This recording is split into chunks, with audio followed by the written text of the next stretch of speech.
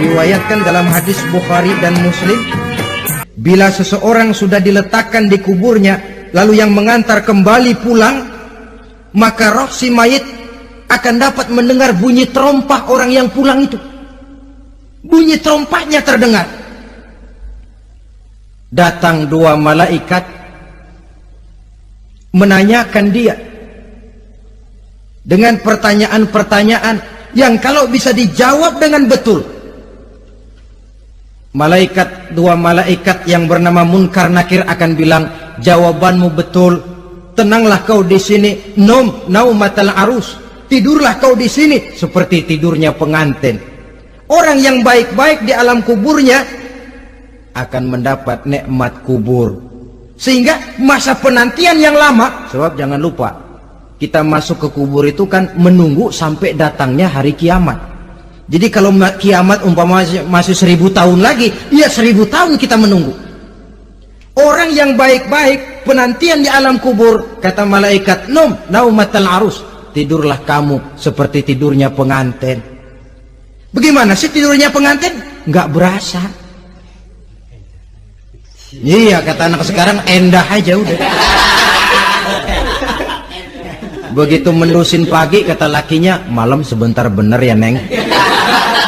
Sebentar betul katanya malam. Iya, tentu saja tidak terasa. Kenapa? Dia tidak pernah memikirkan waktu, terbawa oleh kenikmatan dan kelezatan yang dirasakannya dalam kehidupan.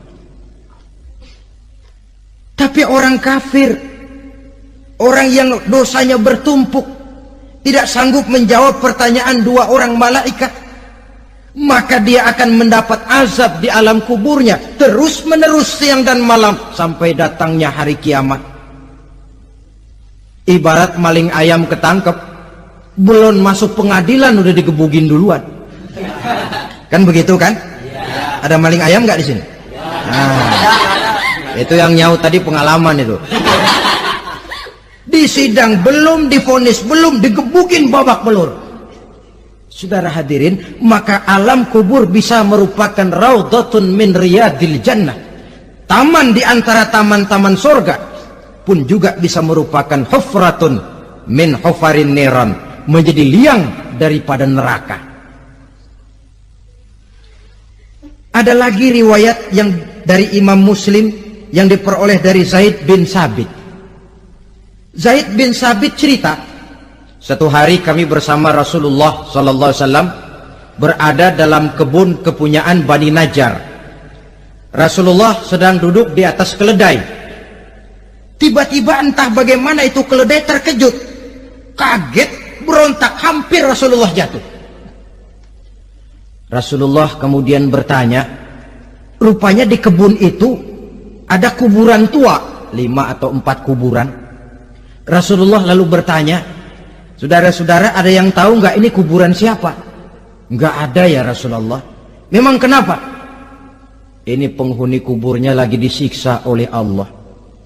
Andai kata boleh saya mohon kepada Allah supaya kamu dengar seperti yang saya dengar, andai kata saja kamu kuat mendengarnya, saya pasti akan berdoa. Tapi sayang, saya yakin kamu pasti tidak akan kuat mendengar mereka mendapat azab di kuburnya.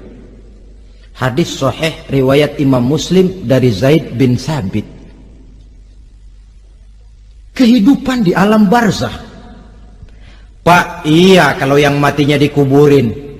Lah kalau yang matinya diceburin ke laut, dibakar, di medan perang hilang gak ketahuan kemana jenazahnya.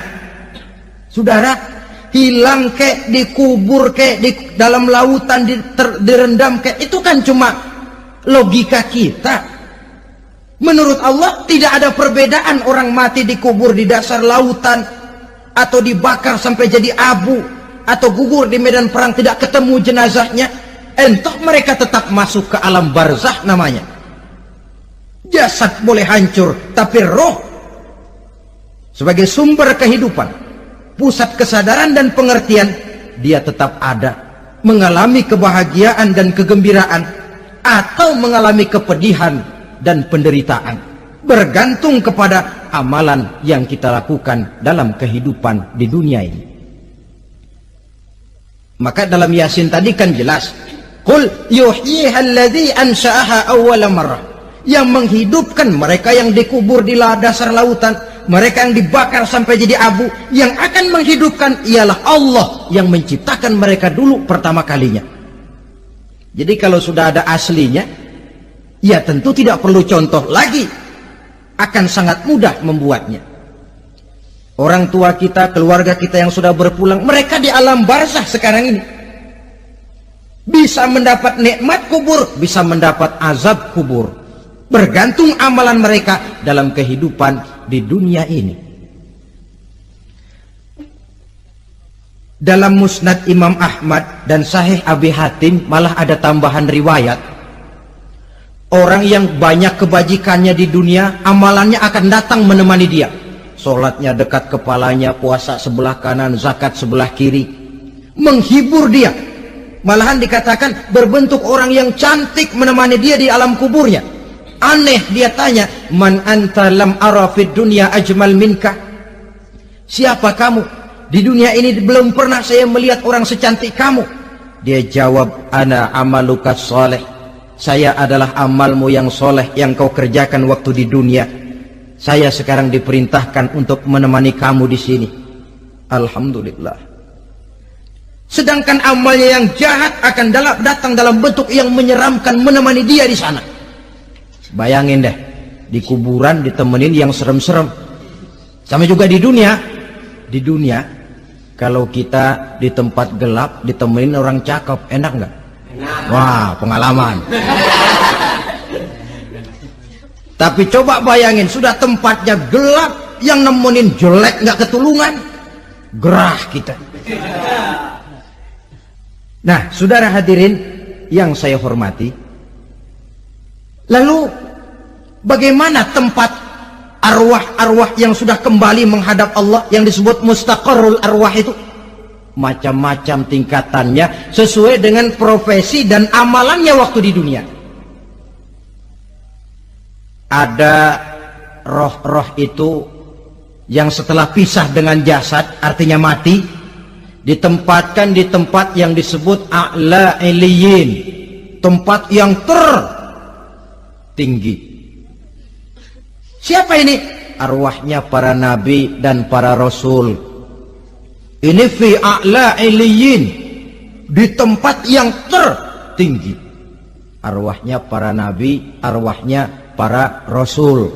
Dan karena kita bukan nabi, bukan rasul, ya jangan mimpi dapat tempat fi a'la iliyin, kecuali kalau Allah menghendaki. Itu hak prerogatif Allah, tapi kan tidak adil kalau Allah melakukan itu.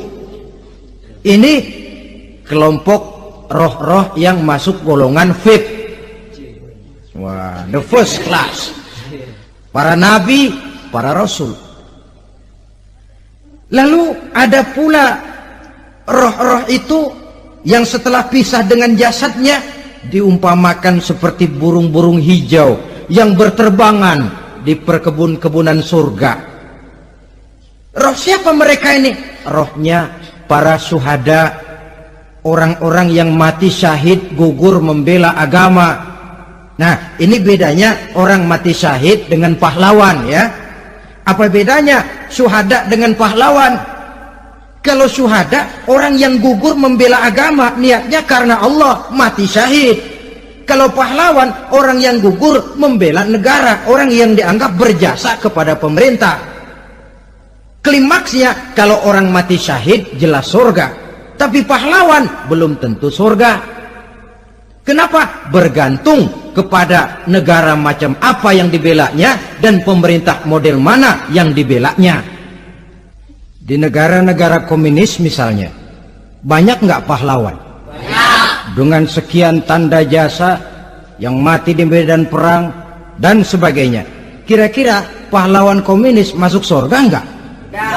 Ya, kalau pahlawan komunis masuk surga, kita nggak kebagian kapling di surga barangkali. Inilah bedanya pahlawan dengan orang mati syahid. Kemudian ada pula roh itu yang tertahan di pintu surga. Tertahan di pintu surga. Ini seperti tadi, orang yang mati syahid tapi masih ada kaitan di dunia. Rasulullah pernah ditanya orang, ya Rasul, kalau saya maju ke medan perang bela agama, mati syahid, apa saya masuk surga? Iya, masuk surga. Kecuali kata Nabi, kalau masih punya utang. Nah, tertahan di pintu surga. Ada pula roh itu yang tertahan di alam kuburnya. Ini umumnya seperti tadi itu. Ada mempunyai dosa, mempunyai kesalahan, sehingga merasakan azab kubur. Ada juga roh itu yang tertahan di permukaan bumi. Mereka yang dalam hidup selalu menumpuk dosa-dosa yang besar, meninggal sebelum keburu untuk bertaubat. Saudara hadirin yang saya hormati, inilah yang kita khawatirkan. Sebab jikalau pada saat roh sudah datang, jikalau saatnya roh datang berpisah dengan jasad, menemukan sakaratul maut, saat itu taubat sudah tidak akan ada gunanya lagi. Masuk ke alam kubur, mendapat azab kubur sampai datangnya hari kiamat. Berapa lama di alam kubur ini? Menunggulah kita sampai datang saatnya kiamat. Nah, saudara-saudara, apa tanda-tanda hari kiamat? Kapan dia akan datang? Bagaimana hal ihwal manusia pada saat terjadi kiamat? Bagaimana alam ini? Bagaimana perhitungan di padang mahsyar? Insya Allah akan saya ungkapkan pada bagian kedua dari ceramah ini. Insya Allah kita akan lanjutkan pembicaraan ini sampai kepada terminal paling akhir, surga dan neraka. Inilah saja pertemuan kita pada kesempatan kali ini. Terima kasih banyak atas segala perhatian. Mohon maaf atas segala kekurangan. Wabillahi taufiq wal hidayah. Wassalamualaikum warahmatullahi wabarakatuh. Waalaikumsalam warahmatullahi wabarakatuh.